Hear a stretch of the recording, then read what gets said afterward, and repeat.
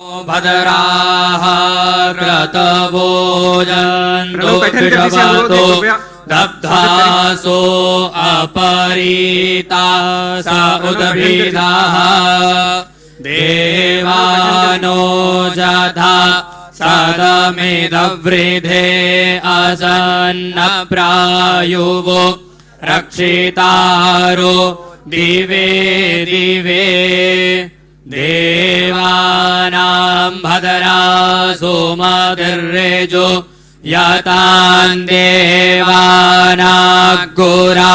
तिरभिनो निवर्ततां मा देवानाग्गोषखियामुपसे धीमा वयं देवान आयुः प्रतिरन्तु जीवसे तान् पूर्वया निविदाहुमहे वयं भगं मित्रमदितिन् दक्षमसरिधं मा अर्जमणं वरुणग्गो सोममशविना सरस्वतीनः शुभकामयस्करत तन्नो वातो मयो भुवातुभे खजन्तन्माता पृथिवी तत्पिता द्यौः। बहुत बहुत धन्यवाद। हमारा आज का विषय सोशल मीडिया पर भारत विरोधी विचारों से हमारा मुकाबला कैसे किया जाए।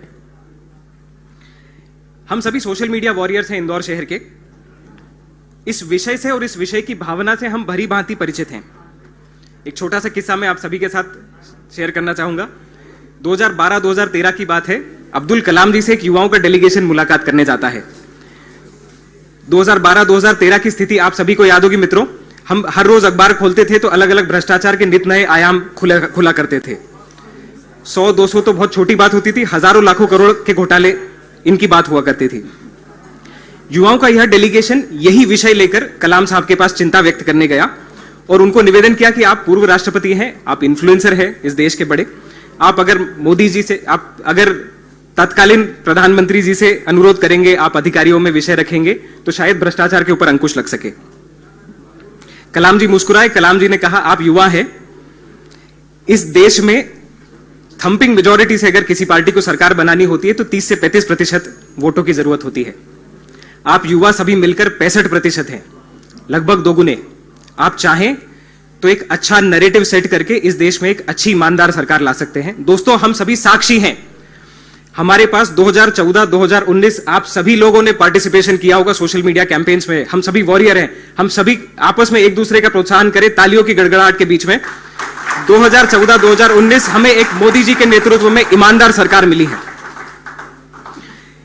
उस समय तो हमने इस समस्या करप्शन इससे पार पा लिया। हमारे सामने एक नई समस्या खड़ी हो गई है आज, फेक नैरेटिव के नाम से। ज्यादा पीछे जाने की जरूरत नहीं है। एक साल पहले ही सीएए के विरोध में हमने देखा किस प्रकार से नए नए फेक नैरेटिव क्रिएट करे गए।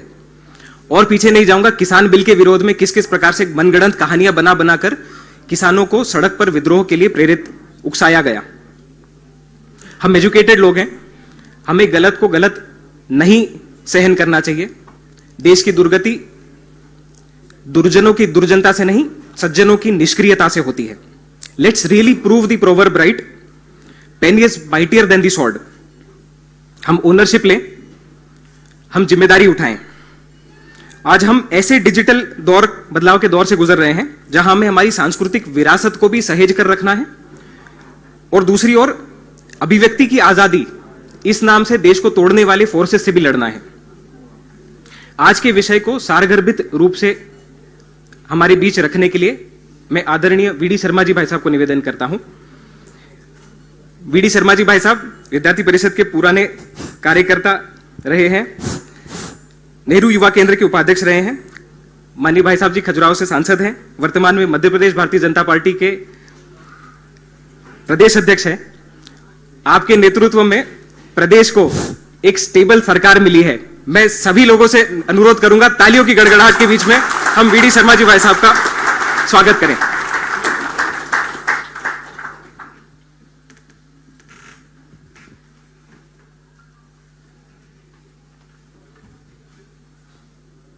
आदरणीय मुरलीधर राव जी के आज इस संवाद कार्यक्रम के अवसर पर हमारे बीच उपस्थित मध्य प्रदेश भारतीय जनता पार्टी के प्रभारी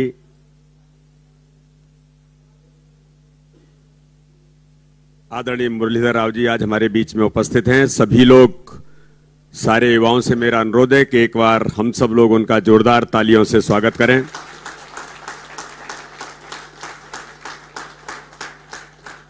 आज मुरलीधर राव जी हमारे बीच में, मैं इंदौर के सभी नौजवान साथियों को और जो ऑर्गेनाइजर टीम है उसको इस बात के लिए बहुत भारतीय जनता पार्टी की ओर से बधाई भी देता हूं और आप सबको शुभकामनाएं देता हूं कि आपने एक अच्छा प्रयोग आज, मुरली जी आज हमारे बीच में प्रदेश पदाधिकारियों की बैठक के लिए यहां पर 2 दिन से उपस्थित हैं, तो उनके समय का बेहतर उपयोग आप सब लोगों ने जो किया है उसके लिए इस टीम को मैं बहुत बहुत बधाई देता हूं।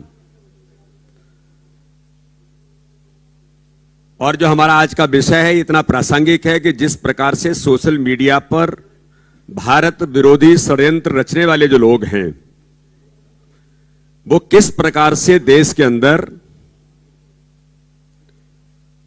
लगातार देश को भ्रमित करने का प्रयास कर रहे हैं। और ऐसी देश विरोधी ताकतें हैं जो सामाजिक ताने बाने का एक स्वांग रच करके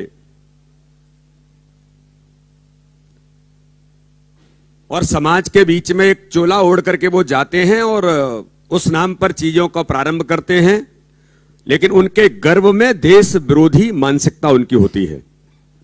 और ये आज से नहीं है, कई वर्षों से देश के अंदर लोग इसको चलाने का प्रयास कर रहे हैं। मुरली जी के बारे में एक बात मैं जरूर कहना चाहूंगा कि मुरली जी का हो सकता है परिचय डिटेल पता नहीं यहां पर आयोजक देने वाले हैं कि नहीं हैं, लेकिन एक बात मैं उनके बारे में कहना चाहता हूं।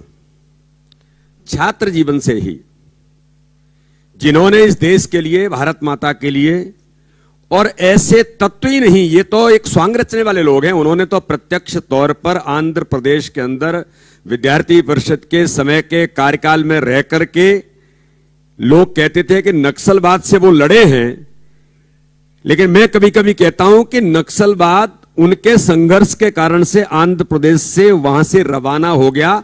ऐसे मुरली जी हमारे बीच आपको संबोधित करेंगे। उनको वहां से विद्यार्थी परिषद ने जम्मू कश्मीर भेजा था, जम्मू कश्मीर में भी आतंकवाद था, जम्मू कश्मीर में भी लंबे समय तक भारत माता के सिरमौर और उस जम्मू कश्मीर के आंदोलन का लगातार उन्होंने वहां पर नेतृत्व किया। यह बात मैं इसलिए आपके सामने उल्लेखित कर रहा हूं कि मुरली जी लगातार इन मुद्दों पर प्रत्यक्ष तौर पर उन्होंने अपनी भूमिका निभाई है और इन सारी कठिनाइयों को उन्होंने संघर्ष किया है।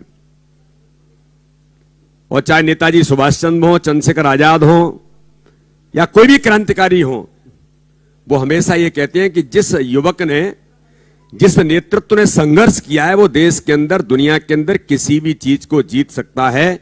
ये हमारे मुरली जी ने भी जिस प्रकार का संघर्ष छात्र जीवन में किया, आज मध्य प्रदेश भारतीय जनता पार्टी के प्रभारी के तौर पर हमारे बीच काम कर रहे हैं।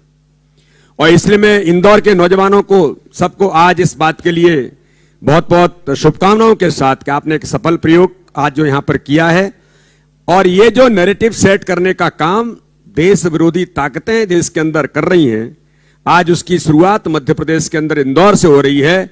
और मुरली जी, इंदौर का जो नौजवान है ये बड़ा क्रिएटिव और बड़ा जिसको मैं कभी कभी कहता हूं, मैं तो विद्यार्थी परिषद के समय से देखता आया हूं कि इंदौर का नौजवान जब मैदान में उतरता है तो सारी चीजों को लेकर के, मसाल लेकर के जब वो चलता है तो लोगों को बता देता है कि इंदौर का नौजवान देश के साथ, भारत माता के साथ खड़ा है।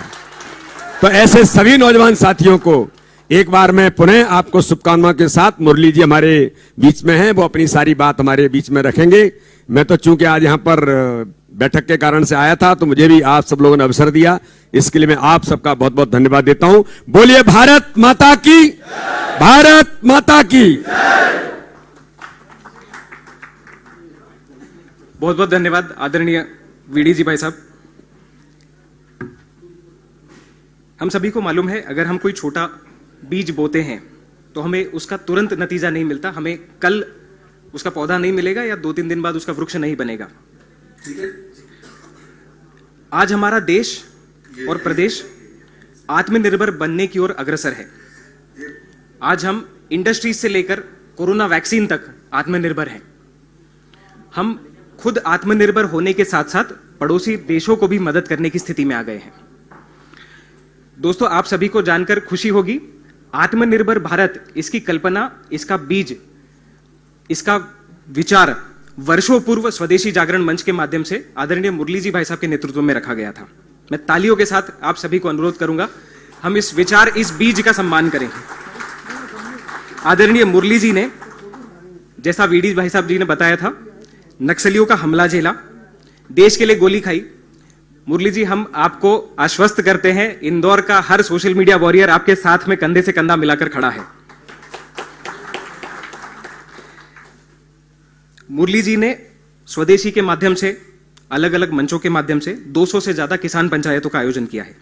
100 से ज्यादा स्वदेशी मेले, रोजगार मेले, इनका आयोजन किया। छोटे किसान, छोटे व्यापारी, इनके हित की आवाज हमेशा उठाई। मुरली जी, आप दक्षिण से हैं, पर उत्तर भारत में आपकी फैन फॉलोइंग ज्यादा है। आज उपस्थित सभागार में उपस्थित आप सभी वॉरियर्स के प्रेजेंस से आप ये अंदाज लगा सकते हैं। भारत माता की, भारत माता की, भारत माता की। Murli ji, the stage is yours. We are really delighted to have you amongst अस।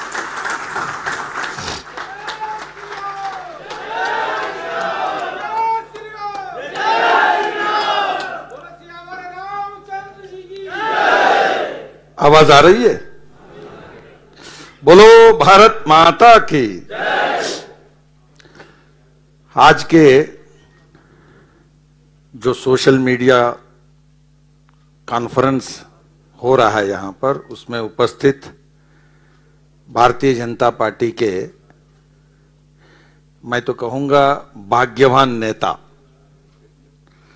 के श्री मान विष्णुदत्त शर्मा जी हमारे प्रदेश अध्यक्ष हैं। उनके आते ही पार्टी सत्ता में आ गई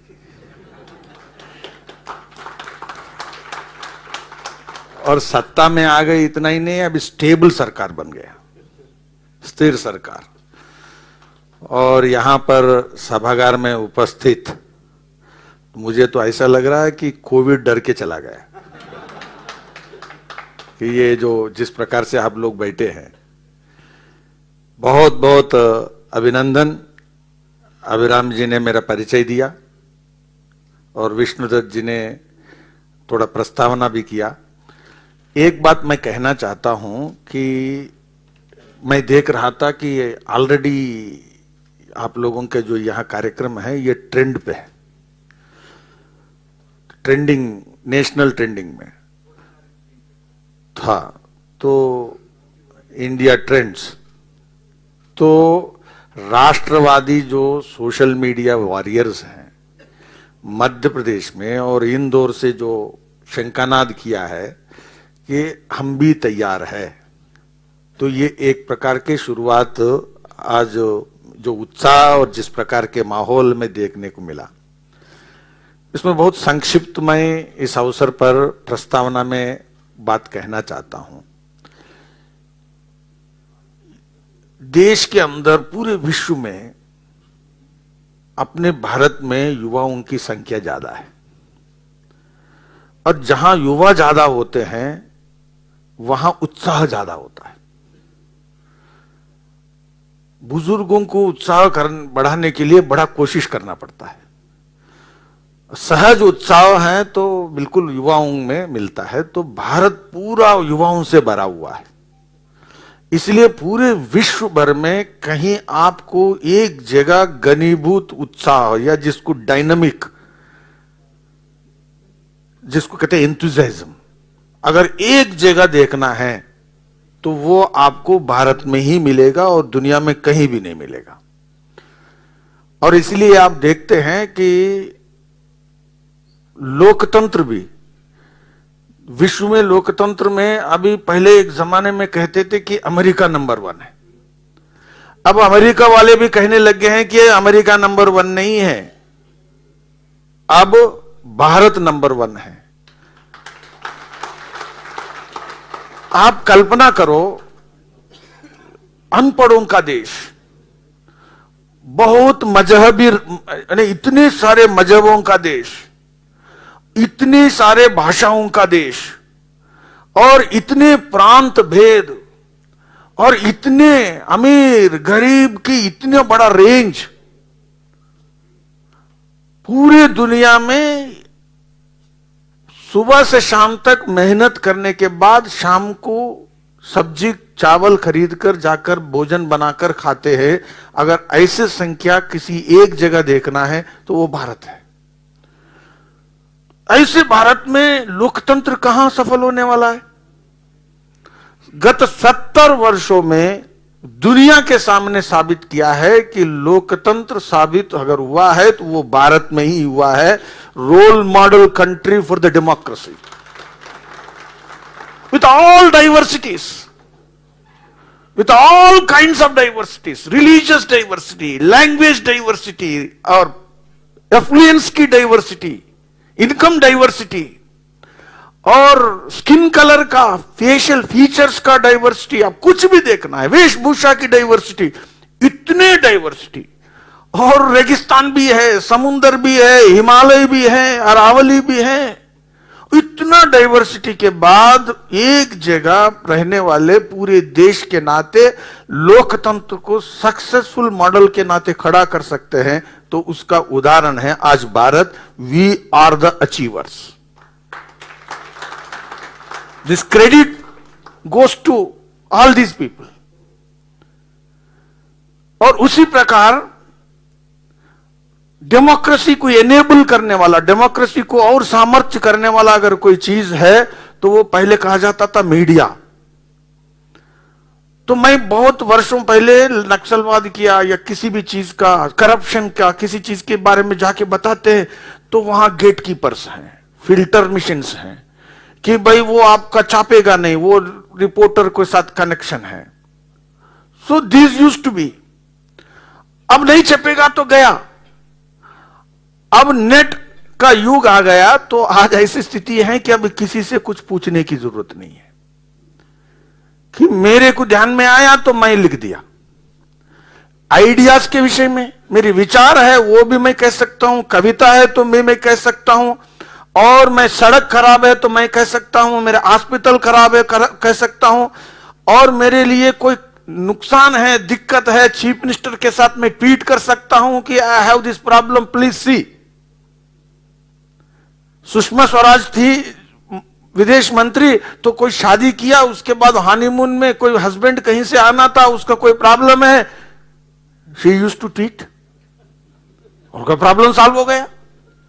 और कोविड में कोई ऊंट का दूध है कि रेल ने लेके आकर के दे दिया किसी को, तो ट्वीट से हो गया। तो we are now having that edge and that technology, and in future we will be having a paperless communication. तो ऐसे में डेमोक्रेसी एम्प्लीफाई हो गया है because of this technology. It is a amplifying technology. अब आपको मालूम है पहले 5000 रिपोर्टर्स हुआ करते थे, 10,000 रिपोर्टर्स हुआ करते थे। अब कितने रिपोर्टर्स हैं? 78% of the population in this country, they have internet connection and they have mobile, and every day they are watching. And it is not one camera which is watching, it is not two cameras which are watching, and the politicians are also watched. तो कुछ भी करो तो चुप नहीं सकते हैं। और इसलिए इस छानबीन की दुनिया में, इस इन्वेस्टिगेटिव जो टेक्नोलॉजी की दुनिया में बीजेपी ऊपर आ रही है, क्योंकि बीजेपी ही आ सकता है इसके लिए, क्योंकि इट हैज द कॉम्पिटेंस। क्योंकि कैमरा सामने टिकने की ताकत किसमें है? कोई छुपाना चाहता है तो वो कैमरा के सामने छुपा नहीं सकते, इसीलिए सो मेनी कैमरास। इसलिए now young population, youth of this country, they wield the power, और ये एक इंपॉर्टेंट है। तो ऐसे में मैं एक बात अब संक्षिप्त में एक बात कहना चाहता हूं before we go to discussion, and you can have questions, and this is the question hour. और हमारे विष्णुदत्त जी से भी आप पूछ सकते हैं, मेरे से भी पूछ सकते हैं, फ्री। एक बात मैं कहना चाहता हूं, देखिए हम सबके लिए मल्टी आइडेंटिटीज हैं। Every one of us have got multi identities. हम किसी कास्ट में हैं, it is a legitimate identity, I am not questioning the caste. मैं किसी जिला से आता हूं, मालवा से आता हूं, it is a legitimate identity and the identity of my pride. मैं उसको बुरा नहीं मानता हूं, इट हैज द स्पेस। मेरे caste has the space and my region has the space, my district has the space, my occupation also has the space. कोई occupation less dignified नहीं है इस देश में, वेरी इंपॉर्टेंट। और आपको मालूम है कि जो ऑक्यूपेशंस ऐसे हैं हमारे देश में जो थाउजेंड्स ऑफ इयर्स की पार्ट ऑफ नॉलेज ट्रेडिशन है। आपको मालूम है कि वेद उच्चारण कर रहे थे, ये वेद उच्चारण को यूनिवर्सिटी में पढ़ाने से अभी तक नहीं आया। जो वर्ल्ड का, विश्व का पुराना साहित्य आज तक आया है, तो ये कोई ब्रिटिश सरकार, मुगल सरकार या किसी और सरकार के कारण से यहां तक नहीं आया है। There is a community which has completely dedicated to this stream of education, and they have mastered, and they lived entire life for that, and today you are witnessing and experiencing that knowledge because of that community's commitment for that knowledge. आप देखते हो कि मैं बार बार कहता हूं, मैं हम्पी गया था, वहां विरूपाक्ष टेम्पल कितने लोगों ने देखा मुझे पता नहीं। उस विरूपाक्ष टेम्पल में जब गया था तो किसी ने बताया कि उसमें 2 पर्टिकुलर डेज जो सूरज उगता है, उसकी सूरज के जो किरण है वो शिवलिंग पर गिरते हैं। तो वो जो टेम्पल का आर्किटेक्ट जिसने बनाया है, वो नॉलेज ट्रेडिशन में कितना मास्टर होने पर, उसका सोलर मूवमेंट पर भी उसकी पकड़ होने पर ही वो कर सकता था, otherwise he could not. It was not just a simple building, it was not just a stone and brick structure. So we have to understand what is the knowledge tradition. Today the temple construction is not part of our formal university education, but still it exists. और आपको मालूम है हमारे मालवा में जितने खाने बनते हैं, आपको मैं कल कह रहा था कि पूरी भारत में कोई भी आदमी बार बार जन्म लेना पड़ता है, वो एक बार आता है तो जाता ही नहीं है, मरने के बाद फिर जन्म लेता। क्यों? क्योंकि मरने से पहले उसको लगता है कि मैंने कुछ और चीजें खाना है, भूल गया, और वो खाए बगैर मेरा जिंदगी समाप्त नहीं होता, तो उसके लिए दोबारा आता है। आपको मालूम है कितने खाने, कितना खाना, कितने डिशेस, कितने वैरायटी, पूरे वर्ल्ड की वैरायटी एक तरफ रखो और भारत के एक तरफ रखो, तो आपको मालूम है दुनिया कहीं फीका है। All credit goes to women family in India. This is a knowledge tradition, this is not because of formal education. तो वी हैव नॉलेज ट्रेडिशन। तो मेरा मानना, आजादी मिली है तो वोट और सत्ता और सरकारों के लिए नहीं मिली है, आजादी मिली है उस भारत के पुनरुत्थान के लिए है जिस भारत ने विश्व को रास्ता दिखाया है। That is what for we are fighting. So social media has emerged as enabling technology to herald a new revolution. तो मेरा जो कहना है, the people who are not against just BJP, forget it. They can fight. I don't have any reservation. People who have a reservation about RSS, they can fight. I don't have any problem. But people have the reservations about the concept of India, the real India. They want to stop the revival of India. That is the fight which is going on in the social media. इसलिए counter narratives, देखिए वो पर सरकार से वो चल नहीं सकता, सरकार के कारण हम जीतेंगे नहीं, और सरकार के माध्यम से जीतने वाला भारत हमें नहीं चाहिए। हमें चाहिए कि हमारे देश की जनता, जो जीता जागता जनता, वो भारत के पुनरुत्थान की लड़ाई लड़कर जिताने वाला चाहिए। तो इसीलिए व्हाट इज द प्लेटफॉर्म? तो social media, you have different platforms. तो इसलिए मेरा रिक्वेस्ट है कि अब ये रेवोल्यूशनरी एज है और इसमें this technology is bringing that revolution. इसलिए आप सब लोग आजादी के सिपाही हैं। कौन सी आजादी? जो दिमागी दिवालियापन है, जो दिमागी दास्ता है। राजनीतिक दृष्टि से हम आजाद हो गए, लेकिन दिमाग से अभी आजाद नहीं हुए हैं। वो उस आजादी को लाने के लिए हमारा सोशल मीडिया वॉरियर्स को लड़ना है। और कहां लड़ना है? हर मोर्चे पर लड़ना है। जो भारत के आइडिया को रोकने के लिए कोशिश कर रहे हैं, और जो भारत के अस्तित्व को प्रश्न लगाने के लिए कोशिश कर रहे हैं, और जो भारत के अस्मिता और पहचान को जो क्वेश्चन कर रहे हैं, उनके साथ लड़ने वाला यह लड़ाई अब सोशल मीडिया के थ्रू चल रहा है। तो इसलिए मैं आप सबसे जो आज बात जो प्रस्तावना किया हूं, यह लड़ाई को आप सब लोग शामिल होकर लड़ना चाहिए। और इसीलिए we must win this war, and winning of this war is not for you, for me, और फॉर एनीबडी, और फॉर बीजेपी, और for Modi. It is for India, is victory for India. तो ये मेरा इस कॉन्क्लेव में, प्रस्तावना में आप सबके सामने ये जो रखना था मैंने रखा, और यू कैन हैव क्वेश्चंस।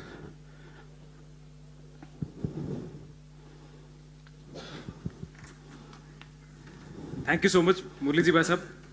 हमारे बीच कुछ वॉरियर्स ने पहले से हमें कुछ सवाल दे रखे हैं, तो इफ यू परमिट मैं एक जी, नाम प्लीज लेता था। अथर्व व्यास जी, अगर अपना हाथ। Thank you so much. नमस्ते सर। 6:45 को अलर्ट करो। नमस्ते सर। जी मेरा सर। नाम अथर्व व्यास है सर। मेरा क्वेश्चन मूलतः अंग्रेजी में था, लेकिन मैंने क्वेश्चन अंग्रेजी में पूछो। Audience not just here, everywhere.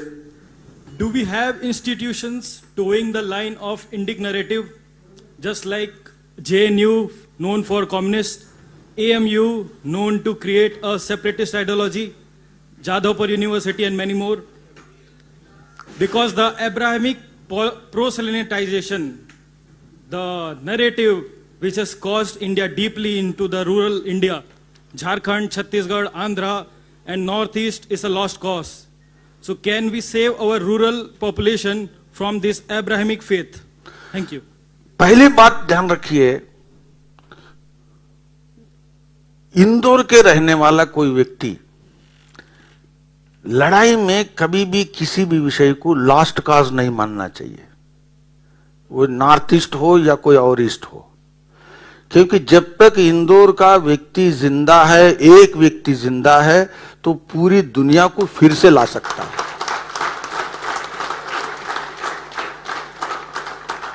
आप पवित्र और पुण्य आत्मा अहल्याबाई होलकर के स्थान के रहने वाले हो। देखो ये धरती कितनी नीचे तक गया, भारत कितने अंधेरा देखा और कितना पतन देखा, उसके बाद यहां पर पहुंचा। तो आपके सामने जो चुनौती है वो उससे बड़ा नहीं है। वीर सावरकर जब अंडमान में गए और वो जेल में जब थे, तो क्या आप सोच सकते थे कि ये दिन, तो जब वो इतने साहस के साथ लड़े तो हमारे सामने हम तो कहां हैं अभी। देखो भारत के पास इतनी बड़ी जमीन और इतनी बड़ी आबादी और आजादी और ये पार्लियामेंट, ये स्वतंत्रता और ये कॉन्स्टिट्यूशन, ये आपका है, और इतनी बड़ी सेना आपकी है, और आपके पास इतने IITs हैं, इतने IIMs हैं, इतनी इसरो है। You have national capabilities today, और आप दुनिया का वैक्सीन बना दिया और पूरी दुनिया में नाम छा गया। तो now India is not an week country, और ये इतना पावरफुल कंट्री है। इसीलिए जो सामने वाले जो चीजें हैं आप इसकी चिंता मत करो। और दूसरा, आप ध्यान रखो कि आर्टिफिशियल आइडिया जो होती है, जो फिक्टिशियस आइडिया जो होती है, उसको लागू करने के लिए जेएनयू के जैसे लोग 70 साल लगने के बाद, 50 साल 40 साल लगने के बाद भी कुछ नहीं कर पाते। Why communist party could not survive here? Communist party तो ये एक बड़ी पावरफुल पार्टी थी, आज तो कोई पूछता ही नहीं है। आपको मालूम है सीताराम येचुरी को तो अब तो वो लास्ट मैन है, उसके बाद तो वो पार्टी वैसे भी म्यूजियम में जा रही है, क्योंकि भारत के अंदर जो आपकी जो जिज्ञासा है, जो जज्बा है, अब पूरे हर व्यक्ति में जाग गया। अब देशभक्ति और देश के प्रति गौरव का बोध अब उस सब में है। अब देखते रहिए कि जेएनयू भी नहीं रहेगा, सारे भारत की गुणगान करने के लिए एक से बढ़कर एक कंपटीशन में आएंगे। मैं जानता हूं 20 साल पहले की क्या स्थिति थी, 30 साल पहले की क्या स्थिति थी, अभी कैसा है। तो इसलिए अभी जो जनरेशन है वो जनरेशन एक्सेप्ट नहीं करने वाला है, और वो इस जनरेशन को देशभक्ति के विषय में कोई समझौता नहीं करने वाले, नो बडी। और जो देशभक्ति के साथ समझौता करने वाला नेता या पार्टी या ग्रुप या थिंक या आइडिया कुछ हो तो वो तो उसको तो बिल्कुल गाड़ देंगे। देश में कोई जगह नहीं है। अभी लाइन में कंपटीशन में रहना है कि मैं आपसे बढ़कर ज्यादा देशभक्त हूं, तो अभी you will have a new competition. तो ये मेरा कहना है। इसलिए आने वाले दिनों में आपको मैं जो कह रहा हूं, you have to understand, it is not just in politics. You will see this revival movement will, getting demonstrated, getting manifested and getting expressed, not in one field, in every area, every field. ये आप देखते रहेंगे। और ये social media platforms में आप देखिए, ये जो कन्फ्रंटेशन है आइडियाज का, it is not restricted to one area. In the area of science and technology, in the areas of history, in the areas of other sciences, everywhere now the contest is going on. Everybody is now who were saying that India is nothing, then they are challenged. तो इसलिए सब चुनौती दे रहे हैं। और इसलिए social media अब आने वाले दिनों में हमें ये जो फेक नैरेटिव्स हैं, ये जंजीरों में जकड़ने वाले भारत को जो नैरेटिव्स हैं, और भारत के जो पुराने इतिहास है उसको बहुत सेकंड ग्रेड इतिहास बनाकर दिखाने में जिनको इंटरेस्ट है, उसको फेक नैरेटिव, ऐसे फेक नैरेटिव्स को चैलेंज करने वाला काम ये वॉरियर्स को करना है। और ये देश भर में ऐसे वॉरियर्स की अभी संख्या दिनों दिन बढ़ रही है। और मैं आपको कहूंगा कि ये जो प्लेटफॉर्म्स हैं, don't think today's platforms will be tomorrow's platforms. Platforms भी इंडियन निकलेंगे, तो इसलिए उसमें कोई शक नहीं है। Thank you so much sir. अगला सवाल है अनीता व्यास जी।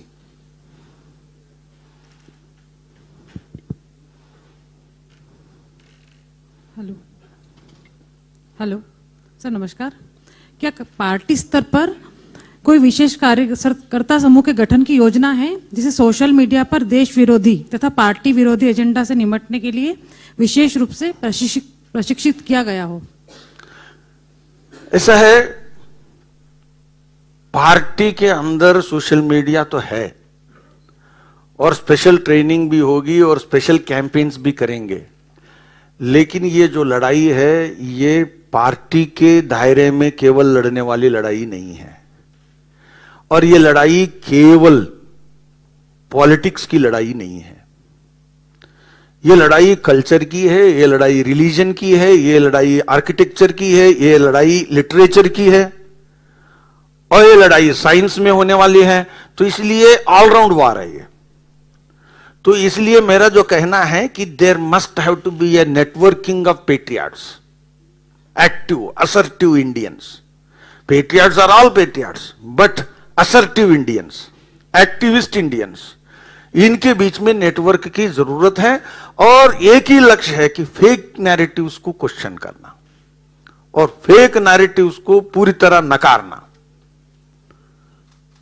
और there is an alignment of forces, you have to understand there is an alignment of forces which represent evangelic movement, proselytization, और जो फोर्सेस हैं जिनको भगवान से कोई मतलब नहीं है और भगवान को नकारते हैं। इवेंजलाइजेशन की फोर्सेस और भगवान को नकारने वाले फोर्सेस, ये दोनों एक हो जाते हैं, समझ में लीजिए। Anti religion and proselytizing religion are coming and joining to fight India, ये अलाइनमेंट है। और देयर इज अपॉर्चुनिस्टिक कि भाई पॉलिटिकल लड़ाई लड़ना है, कि सत्ता, चीफ मिनिस्टर बनना है, एमएलए बनना है, एमपी बनना है, और मल्टी पार्टी सिस्टम में एक पार्टी में स्कोप नहीं है, तो बीजेपी के विरोध में लड़ना है, लेकिन सत्ता हासिल करना है, तो क्या करना, तो align with them. So there is a greater alignment in this country, which this alignment is based on not India first base. ये अलाइनमेंट के आधार इंडिया फर्स्ट नहीं है। बीजेपी विरोध करते हुए या किसी पार्टी का विरोध करते हुए अगर इंडिया फर्स्ट करके लड़ाई करते हैं तो you can not call it as unethical, and in a democracy it is possible and it will be there. लेकिन यह लड़ाई ऐसा नहीं है, यह लड़ाई बिल्कुल मैं जो कह रहा हूं कि 100% अनैतिक है। आप देखेंगे कास्टिस्ट लोग और रिलीजियस फंडामेंटलिस्ट फोर्सेस, और आप देखेंगे कि जो करप्शन के विषय में जिनका क्रेडिबिलिटी नहीं है, टेंटेड है, ऐसे फोर्सेस, ऐसे सारे फोर्सेस मिलकर के अब एक हो रहे हैं। क्यों? उनको लगता है, और इसमें फॉरेन फोर्सेस जो हैं, फंडिंग एजेंसीज हैं, इंटरनेशनल फंडिंग एजेंसीज, अब इनको लगता है कि if you want to stop India, the people who are having vested interest in the status quo, global administration में जिनका इंटरेस्ट है, अभी जो चल रहा है वैसे ही चलना चाहिए, तो वो लोगों को लगता है कि अगर इंडिया इसमें ग्लोबल एडमिनिस्ट्रेशन में पार्टिसिपेट करेगा तो अभी की जो व्यवस्था है वो नहीं रहेगी। ये जो अभी की व्यवस्था है वो 1947 कंसेंसस पर है, 2020 इज नॉट 1947। तो जो लोग देख रहे हैं वो सब लोग इनके साथ एक होते हैं। तो ये लड़ाई हमें लड़ना पड़ेगा और ये लड़ाई जीतना पड़ेगा भारत को। और इसमें भारत को जीतने की इस लड़ाई में कौन रहेगा? जो रहेगा वो सब लोग देश की लड़ाई लड़ रहे हैं। So don't take that one political party responsibility. सवाल है रश्मि मंडपे जी।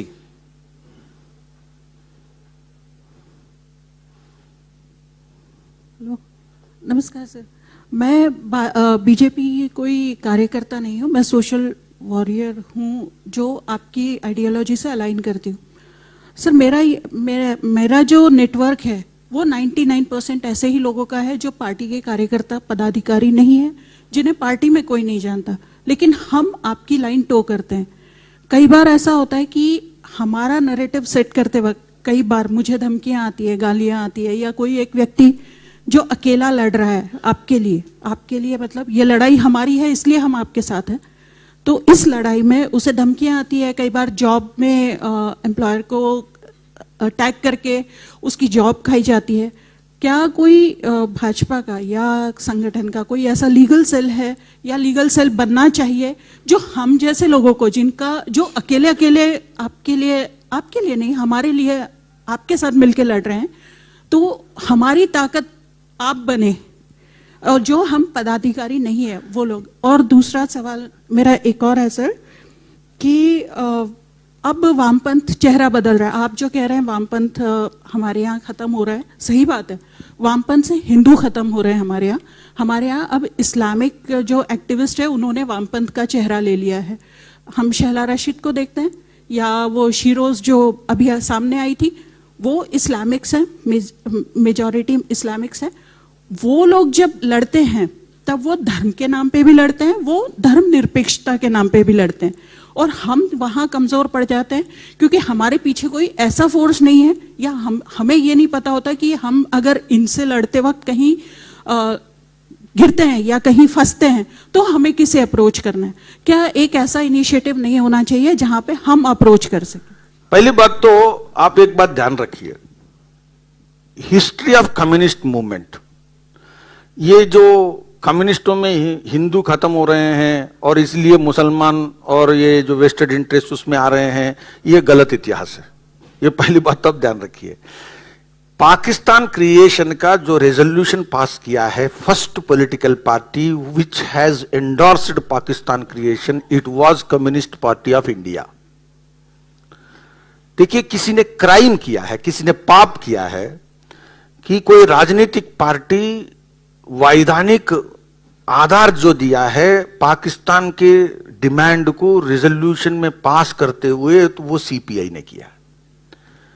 तो ये सीपीआई की इतिहास है। Communist party traditionally it has not been able to take any time at any crucial time pro India stand. वो हमेशा एंटी इंडिया स्टैंड लिया है। पाकिस्तान के क्रिएशन को समर्थन करना ये भारत के लोग कभी भूल सकते हैं? भाई, आप भगवान को मानो नहीं मानो, इससे कोई फर्क नहीं पड़ता। भगवान को नहीं मानने वाले भारत के कम्युनिस्ट से पहले भी है, बाद में भी रहेंगे, लेकिन इसका कोई मतलब नहीं है। पाकिस्तान का जो प्रस्ताव है वो पारित करने का महापाप इस देश के इतिहास में किसी ने किया है तो वो सीपीआई ने किया है। और इसीलिए, और आपको बताता हूं, मैं उस्मानिया विश्वविद्यालय में पढ़ रहा था और विष्णु जी विद्यार्थी परिषद में काम कर रहे थे, तो ऑल सीपीआईएमएल मूवमेंट्स जो नक्सलाइट मूवमेंट्स हैं, all over the country, every time they supported Jammu Kashmir separation from India. दीवारों पर प्रस्ताव के माध्यम से, कोई चोरी छुपे नहीं। So these leaders in these movements have always supported anti-national movements and anti-Hindu movements. ये एक बात हमें ध्यान में रखने की आवश्यकता है। तो मैं एक बात कहता हूं कि रावण रति और वीरति रघुवीरा, तो इसलिए कि भाई हमारे पास रथ नहीं है, हमारे पास साधन नहीं है, हमारे पास संसाधन नहीं है, तो ये लड़ाई लड़ने लायक नहीं है, ऐसा भगवान राम ने नहीं माना और हमने भी नहीं मानना है। किंतु हम वो स्थिति में नहीं आज हम इस लड़ाई को ले सकते हैं। इसलिए anywhere in the country, particularly Indore, Madhya Pradesh, कहीं भी सोशल मीडिया वॉरियर को कोई थ्रेट आता है तो हमारे विष्णुदत्त जी व्यवस्था करेंगे। हमारे बीजेपी के सोशल मीडिया का और आईटी सेल है, दाबी जी हैं यहां पर, ये लोग पूरी चिंता करेंगे और हम आपके साथ हैं। तुरंत आप इंफॉर्मेशन को पास ऑन कर दीजिए। और इस प्रकार के लड़ाई के लिए हम आज सक्षम हैं और हमारे पास कार्यकर्ता कोर्ट में लड़ने के लिए तैयार है, लीगल लड़ाई को कहीं भी। हां, लेकिन एक बात ध्यान रखना, यह लड़ाई हमारे इंडियन एथोस के आधार पर लड़ना है और जीतना है। गाली गलौज के आधार पर और हिंसा के प्रसार करते हुए ये लड़ाई ना लड़ना है और ये इंडिया के हित में नहीं है। इंडिया के जो गौरव है और इंडिया की विरासत है, इसके हित में नहीं है। इसलिए we must have to follow a kind of dignified discourse. ये बात आप ध्यान रखिए। और उसके बाद पर्टिकुलरली महिलाओं के विषय में जिस प्रकार से आते हैं, उस प्रकार की लड़ाई में हमारे पार्टी की ओर से इसकी पूरी चिंता करेंगे। आपने जैसे कहा, वीडी भाई साहब जी से भी एक सवाल करना चाहते हैं। आदरणीय मालाजी ठाकुर, दे दो माइक, दे दो। सभी को नमस्कार। जिस प्रकार से अभी किसान आंदोलन चल रहा है और इसके पहले जो 2-3 नैरेटिव खड़े करने का प्रयास किया गया, 2021 में जो जनगणना होने वाली है और एक अलग प्रकार का नैरेटिव कि आदिवासी हिंदू नहीं है, और जनगणना में वो अपने आप को हिंदू नहीं अन्य में कोट करे। एक बहुत बड़े स्तर पर इसका प्रयास जो है मध्य प्रदेश में भी किया जा रहा है। तो हम लोग इसको किस प्रकार से अपनी ओर से इस नैरेटिव को समाप्त करने की कोशिश कर सकते हैं? माला जी, आपने एक बहुत बड़ा प्रश्न है और केवल मध्य प्रदेश के लिए नहीं, पूरे देश के अंदर। आज हम सब लोगों ने मुरली जी के साथ भी हमारी प्रदेश की जो ऑफिस वेयर्स की मीटिंग थी उसमें भी इस बात पर चर्चा हुई है। ये जो इश्यूज हैं ये पूरे देश के अंदर ऐसे जो लोग हैं जो देश को तोड़ने के लिए इसी प्रकार के जो जिसकी चर्चा आज हम लोग मुरली जी जिस पर आप सबसे ज्यादा इंटरेक्ट कर रहे हैं, इस पर ये केवल पार्टी लेवल पर नहीं होगा, ये समाज के हर वर्ग को उन क्षेत्रों में, खासतौर पर जनजातीय क्षेत्रों के अंदर जिस प्रकार से उन्होंने शुरुआत की है कि ये लिखना कि हम हिंदू नहीं हैं, हम अदर रिलीजियस पर्सन हैं, तो ये जो प्रयास है ये वास्तव में देश के लिए इस सोसाइटी को तोड़ने का जो प्रयास है उसके लिए बड़े पैमाने पर राष्ट्रवादी विचार के जो लोग हैं, अन्य प्रकार के जो संगठन समाज के अंदर, चाहे वो राष्ट्रीय स्वयंसेवक संघ हो या वनवासी कल्याण आश्रम हो या भारतीय जनता पार्टी हो या समाज के और भी सारे जो लोग हैं, इस दिशा में काम कर रहे हैं। लेकिन ये केवल संगठनों से नहीं होगा, इसके लिए हम सब लोगों को भी, जो माला जी ने प्रश्न को खड़ा किया और हम सब लोग यहां पर जो है, हो सकता है बहुत लोगों के ध्यान में नहीं होगा, लेकिन इस माध्यम से समाज में जनजातीय क्षेत्रों के अंदर इस प्रकार के जो भी लोग काम करने का प्रयास कर रहे हैं तो उनके बीच उनके विश्वास को जीतने का जो प्रयास करना है, आज इस पर हमारे जो राष्ट्रीय सचिव हैं ओम प्रकाश धुर्वे जी, फग्गन सिंह कुलस्ते जी, ऐसे कई लोग जनजातीय क्षेत्रों के अंदर इस पर काम कर रहे हैं। और नौजवान साथी हमारे, खासतौर पर यूथ ट्राइबल में, जो आज हमारी जो कम्युनिटी है, यूथ इतनी बड़ी संख्या में यहां पर है, यूथ को इसमें अपना रोल प्ले करना पड़ेगा और इसके लिए हम लोग भी प्रयास कर रहे हैं। और मैं तो आज अपेक्षा रखूंगा कि इस दिशा में हम सब लोग भी, एक बड़ा प्रश्न पूरे भारत के लिए है, केवल मध्य प्रदेश के लिए नहीं, और मध्य प्रदेश के अंदर जनजातीय क्षेत्र में जो इस प्रकार की ताकतें काम कर रही हैं, तो जनजातीय यूथ के बीच में जाकर के हमको उनका विश्वास जीतने की जरूरत है। और हम इस देश के लिए वो करना चाहते हैं, ट्राइबल के लोग तो बहुत कुछ करना चाहते हैं, लेकिन कहीं ना कहीं इस प्रकार के लोग उनके बीच जाकर के गुमराह करने का जो प्रयास कर रहे हैं, वही ताकतें हैं जिन ताकतों की चर्चा मुरली जी कर रहे हैं। इसलिए इसके बारे में सारे राष्ट्रवादी विचार के लोग इस काम पर भी लगे हैं और सब लोगों को लगने की आवश्यकता है। यही जो जानकारी मेरे पास है वो मैंने आपके सामने रखी है। मैं सभी से अनुरोध करूंगा, मेरे पास में काफी रिक्वेस्ट आई है, पर एक आखिरी सवाल है मुरली जी के लिए। अभिजीत डोंगरे जी, सवाल के बाद में शिवराज डाबी जी, मैं आपको मंच पर आमंत्रित करूंगा। Vote of thanks. नमस्ते सर, अभिजीत डोंगरे सर। जैसे फेक नैरेटिव्स का सबसे अच्छा एग्जांपल शायद अभी ये जो एंटी फार्म लॉज आंदोलन है वो चल रहा है।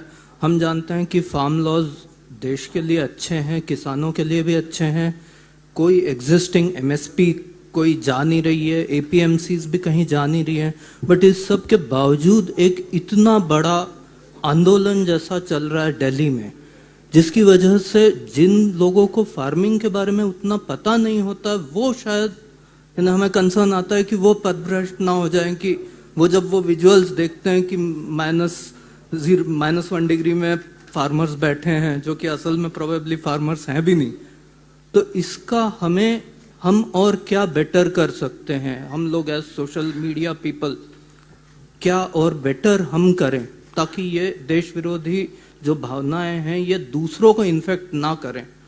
एक बात तो आप गौर से देखेंगे तो ये जो 26 जनवरी के कार्यक्रम, कोई और सरकार होता तो इस प्रकार के प्रदर्शन के लिए मौका भी नहीं देते हैं।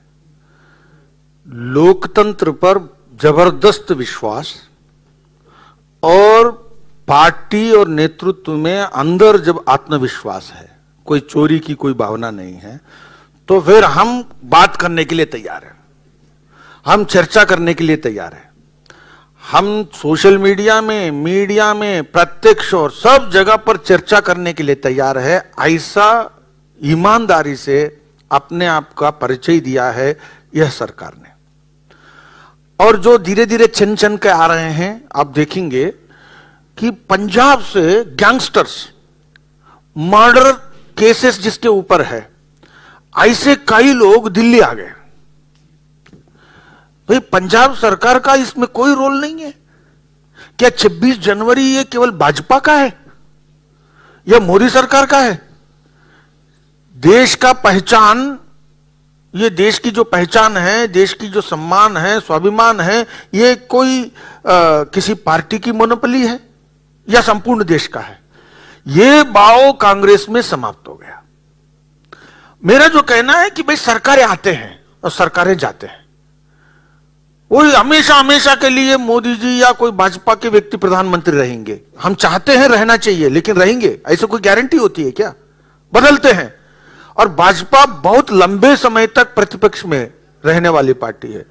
इसलिए भाई देश के कीमत पर कोई काम हम ऐसे नहीं करेंगे जब तक ये नहीं रहता है, तो इस प्रकार की घटनाएं होती है।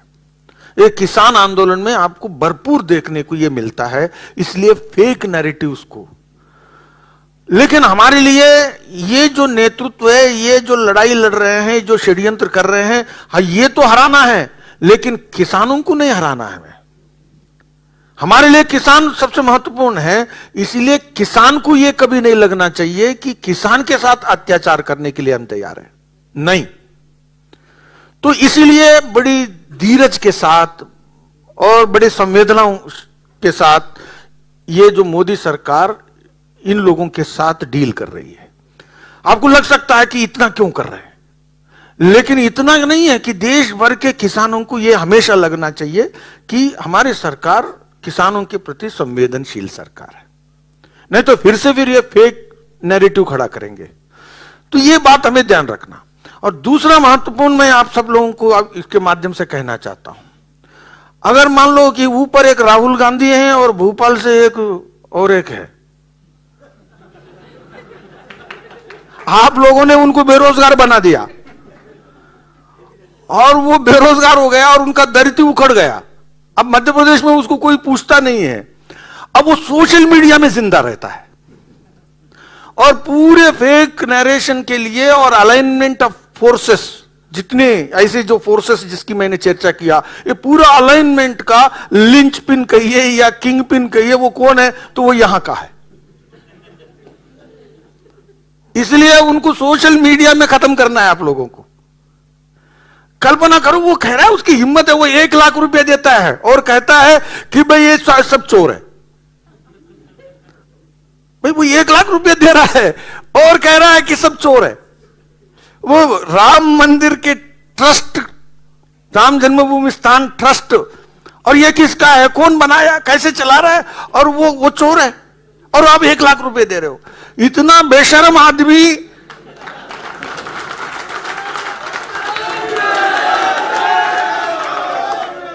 और लेकिन कई बार क्या होता है, भगवान भी बड़ा वरदान देता है कि आपको मालूम है, महाभारत में शकुनी मामा के बारे में कहते हैं, वो सब जब उसका मरने का समय आया तो वो दाएं बाएं उठकर देखा और कहा कौरव समाप्त हो गए हैं क्या, पूछा।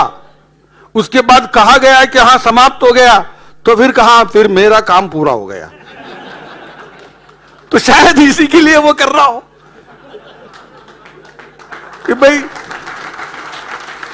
नारा हमने दिया कांग्रेस मुक्त, वो आगे बढ़ के कांग्रेस शून्य बना रहे हैं। तो सोशल मीडिया में अल्टीमेटली ये लड़ाई को कोई पुलिस की ताकत से हम नहीं जीतना है, हमारा कोई उद्देश्य भी नहीं है। विचारों की लड़ाई है और विचार से जीतेंगे। हमारे विचारों की हमारे पास कोई कमजोरी नहीं है। और दूसरा, हमारे 70 साल हम सत्ता से दूर रहे, हमने कभी कल्पना नहीं किया कि हमारे अंदर, हमारे रहते हुए हम प्रधानमंत्री बनेंगे, मुख्यमंत्री बनेंगे, ऐसा कौन सोचा है। इसीलिए जब इतना धीरज के साथ हमने काम किया देश का, तो अभी क्यों नहीं कर पाएंगे। इसलिए कोई इसमें परेशानी नहीं है और इस लड़ाई को लड़ना है। किंतु ध्यान रखिए, लड़ाई पार्टी की नहीं है, ये लड़ाई है भारत की अस्मिता की लड़ाई है और भारत की वैचारिक आजादी की लड़ाई है और दासता से मुक्त होने की लड़ाई है। इसलिए मैं आप सब लोगों से, इतनी बड़ी संख्या में आए हैं और इसमें आपने जैसे बताया कि 99% हम तो चाहते हैं आपके आसपास कोई 100% ऐसा होना चाहिए जो भाजपा से जुड़े हुए कोई ना हो, क्योंकि ये मुद्दा ये कोई भाजपा की नहीं है। इसलिए आप सब लोग इस लड़ाई को अपना मानकर जो लड़ रहे हैं, और संपूर्ण देश में, न केवल संपूर्ण देश में, 150 देशों में, उससे भी ज्यादा जो भारतीय जहां जहां रहते हैं, सारे लोग इस लड़ाई में हैं। तो इस लड़ाई में आप सब लोग हर दिन इस फेक नैरेटिव को, ये जो अलाइनमेंट ऑफ फोर्सेस है, अब देखिए एक बार आप भाई धर्म की स्थापना दुर्योधन मरे बगैर हुआ है क्या? रावण मरे बगैर हुआ है क्या? तो इसलिए ये जो विचार है, ये भारत की विरोध की जो विचार है, इसको एक बार हराए बगैर, पूरी तरह मुकम्मल हराए बगैर, ये हमारे जीत 100% नहीं है। तब आएगा इंडियन सेंट्रिक पैराडाइम, उसमें लड़ाई होती रहेगी, उसमें भाजपा कभी हारेगी कभी जीतेगी, राजनीतिक लड़ाई अलग है। इसलिए इंडियन सेंट्रिक पैराडाइम ये एस्टैब्लिश करने तक, और ये लोग कहते हैं कि Indian centric paradigm anti democracy है, ये क्या बात है? तो आप सब लोग डेमोक्रेसी नहीं है तो फिर कहां से आए? और इंडियन सेंट्रिक पैराडाइम जो है वो एंटी सेकुलर है, तो क्या इसके बाप ने समझा है कि भारत को सेकुलर रखने के लिए? भाई भारत सेकुलर तो 1000 साल से है, तो वो इसके आने के बाद तो नहीं बना। तो इसीलिए इंडियन सेंट्रिक पैराडाइम का इनहेरेंट जो है वो सेकुलर है, वो किसी की देन नहीं है। और इंडियन सेंट्रिक पैराडाइम जो है वो 100% डेमोक्रेटिक है। भाई डेमोक्रेसी पॉलिटी अभी आई होगी, लेकिन कंसेंसस बेस्ड सोसाइटी है हमारा। तो ये बात मैं कहना चाहता हूं, इसलिए आप सब लोग आने वाले दिनों में हमारे विष्णुदत्त जी के साथ, या हमारे पार्टी के जो भी पार्टी और पार्टी के बगैर और अन्य राष्ट्रवाद के लड़ाई को सोशल मीडिया में पूरी ताकत के साथ लड़ेंगे, ऐसा मैं आह्वान करते हुए मेरे साथ दोनों हाथ खड़ा करके एक बार बोलो भारत माता, भारत।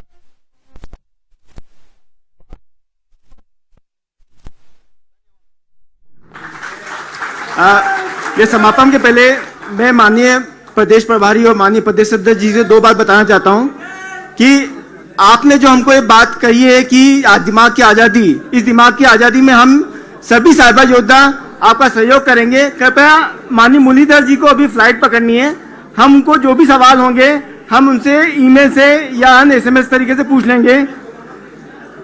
मैं मंच से कुछ लोगों के जिन्होंने आयोजन किया था उनका नाम लेना चाहता हूं, जिनका सहयोग के लिए बहुत बहुत धन्यवाद करना चाहता हूं। विक्की मित्तल, अतुल बर्नवाड़ीकर, हिमांशु गोयल, आवेश राठौर, विवेक शर्मा जी, तरुण जी और प्रणव पांडेकर जी जो सचिव विश्व सेवा केंद्र से, और सभी साइबर योद्धा जो यहाँ पधारे हैं, उन सबको बहुत बहुत धन्यवाद। जय हिंद, जय भारत।